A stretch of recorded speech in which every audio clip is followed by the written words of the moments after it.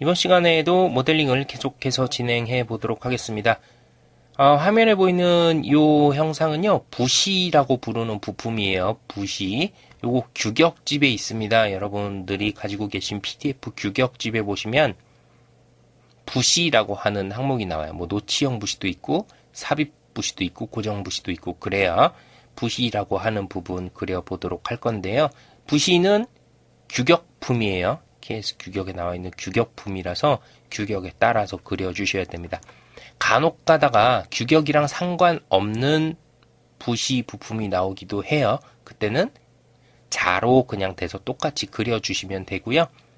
규격에 있는 붓일 경우에는 규격집의 사이즈를 참고해서 그 사이즈대로 작업을 해주시면 돼요.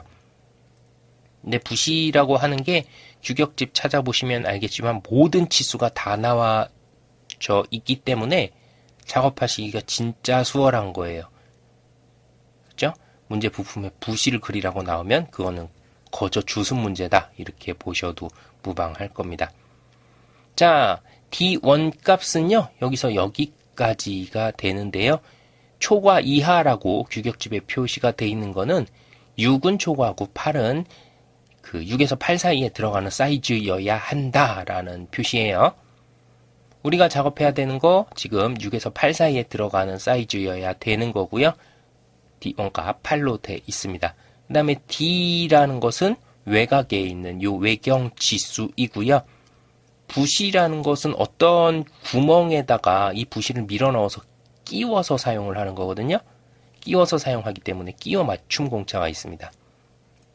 그래서 P6이라고 돼 있는 거는 끼워 맞춤 공차 표시예요. 12하고 P6 돼 있는 거는 여기에 지름은 12파이고 그 다음에 끼워 맞춤 공차는 P6을 사용한다 이 뜻입니다. 후에 끼워 맞춤 공차를 일반 공차로 변경하는 그런 내용의 강의를 진행을 할 건데요. 요 앞에 있는 사이즈에 따라서 뒤에 있는 영문자를 일반 공차의 공차역으로 고칠 수가 있어요. 그 내용 이제 후행해서 보시도록 할 거고요. 앞에 있는 사이즈에 따라서 이 문자의 일반 공차 공차역이 달라지게 돼요. 어쨌든 간에 붓이에 요 외경에 들어가는 P6이라고 하는 것은 끼워 맞춤 공차다. 그래서 허용차라고 되어 있는 건 끼워 맞춤 공차 표시입니다. 요렇게 보실 때 어떤 축의 형상으로 끼워지게 되는 거죠. 얘 개념을 보시면 이 면이 축처럼 어딘가에 구멍에 끼워 맞춰지기 때문에 소문자로 써 있는 점 감안을 하셔야 돼요. 자, 요거 대문자로 쓰시면 안 됩니다. 이제 D2 부분 보실 건데요. D2 부분은 요쪽이죠. 파이 D2라고 되어 있는 부분이에요. 그래서 요 기준 치수 16으로 맞춰 주셔야 되는 거예요. 다 요 일직선상에 있는 수치를 사용하셔야 되는 겁니다. 허용차 마찬가지로 요것도 어느 구멍에 들어가야 되거든요. 이렇게 생긴 구멍에 들어가게 되면 거기에 맞는 끼워 맞춤 공차가 표시가 되어 있는 거예요. L값은 여기서 여기까지 기장값이고요. 요 4개 중에 하나 골라서 쓰시면 됩니다. L1 값은 요 부분의 두께예요. 치수 표시된 부분을 보시면요. 하나는 그냥 정상적으로 치수가 기입이 되어 있는데 하나는 가로 열고 들어가 있죠. 이건 뭐냐 하면요. 중복 치수를 방지하기 위해서 가로에다가 넣어준 겁니다. 실제 시험 보실 때요. 여기다가 가로에 넣지 않고 3, 16 넣어주시고 또 다시 전체 길이를 이렇게 표현을 해주시면요. 중복 치수 기입으로 감점되세요. 그래서 한 군데에는 빈 상태로 놔둬주시거나 빈 상태로 놔두기 힘들다 그러면 가로 안에 넣어주셔야 중복 치수로 감점이 되지 않습니다. 자, 그 다음에 요 기하공차 표시도 다 들어가 있죠? 기하공차 여기 표시된 대로 그대로 넣어주시면 되는 거예요. 요 기하공차 값 얼마로 넣으라고 이제 규격집 밑에 나와 있거든요. 그대로 집어넣어 주시면 됩니다. 결국은 붓이는 규격집에서 찾은 값 그대로 적용해서 그려주기만 하면 되는 거예요. 아주 쉽죠? 자, 규격에 없는 형상이 나올 수가 있는데요. 규격에 나오지 않는 형상이 나올 경우에는 자를 대서 자로 측정한 값 고지 그대로 그려주시면 되는 거죠. 모델링 해보도록 하겠습니다. 3D 툴로 들어오시고요. 컨트롤 N 눌러주셔서 새 파일 스탠다드 IPT 작성 눌러주시고요. 2D 스케치 시작 클릭을 해줍니다. 홈 버튼 한번 눌러주시고요.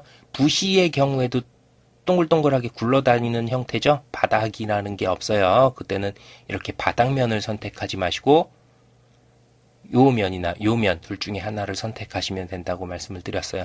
그 중에서도 둘 중에 하나를 선택해야 된다 그러면 XZ보다는 YZ를 먼저 선택을 해주시는 게 좋겠습니다. 원 그리기로 원점에 맞춰서 원 하나 그려주시고요. 외곽의 사이즈 16이죠. 영문자 2 눌러서 돌출시켜 주도록 하겠습니다. 돌출량 3 들어가고요. 또 요 면에 대고 새 스케치 해줄게요. 스케치 해주시고요. 원 그리기로 원점에 맞춰서 원 하나 그려주시고요. 요거는 12파이가 되죠. 영문자 2 눌러서 돌출시켜 주도록 하겠습니다. L 값 있죠? L1 값 16만큼 돌출시켜 주면 되는 거예요. 자, 요 면에 클릭을 해주시고요. 새 스케치 눌러주세요. 원 그리기로 원점에 맞춰서 원을 하나 그려주시고요. 영문자 D 눌러서 이쪽 안쪽의 사이즈가 8이었죠? 영문자 E 눌러서 돌출 컷 시켜주도록 하겠습니다. 차직팝으로 해주시고요. 끝까지 뚫어줘야 돼요. 몇 밀인지 모르겠다면 전체로 해주시면 끝까지 뻥 뚫려지게 됩니다.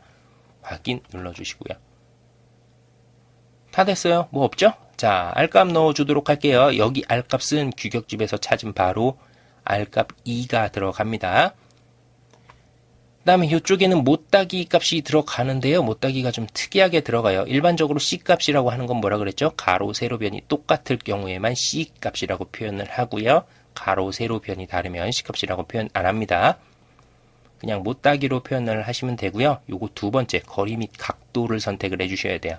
거리 및 각도 선택해 주시고 면을 한번 클릭해 주시고 그 다음에 모서리, 이쪽 끝에 모서리 있죠? 모서리 클릭해 주셔야 돼요.